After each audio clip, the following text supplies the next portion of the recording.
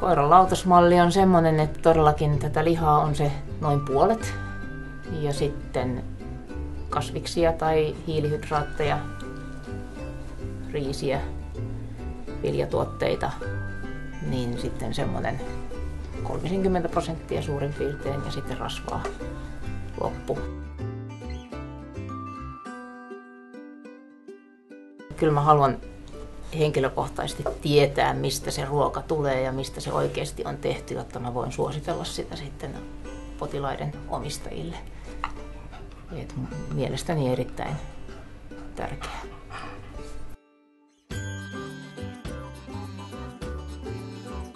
Kyllähän kotimaisuus on kuitenkin aina kotimaista ja arvostan sitä ja uskon suomalaisuuteen ja suomalaiseen laatuun ja pidän sitä kyllä myös hyvin tärkeänä.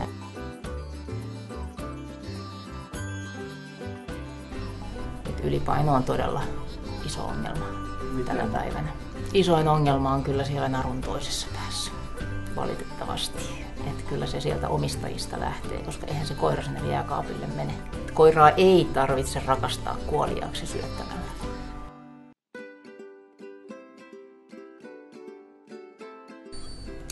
Turkki, eli karvan laatu, jos on jatkuva karvanlähtö esimerkiksi. Turkki ei missään vaiheessa ole kaunis ja kiiltävä, se on eloton. Iho on monasti vähän kuiva, hilseilevä, tämän tyyppisiä muutoksia. Sitten on tietysti suoliston toiminta.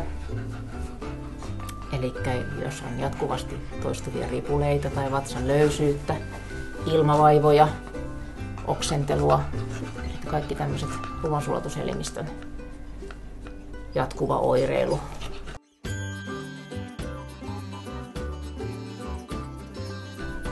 Valo on iloinen, reipas ja silloin hyvä karvapeite. Se on lihaksekas. Se on hirveän vahva pentu, mutta se ei silti ole lihava. Kylkiluut tuntuu. Se syö hyvin, vatsa toimii.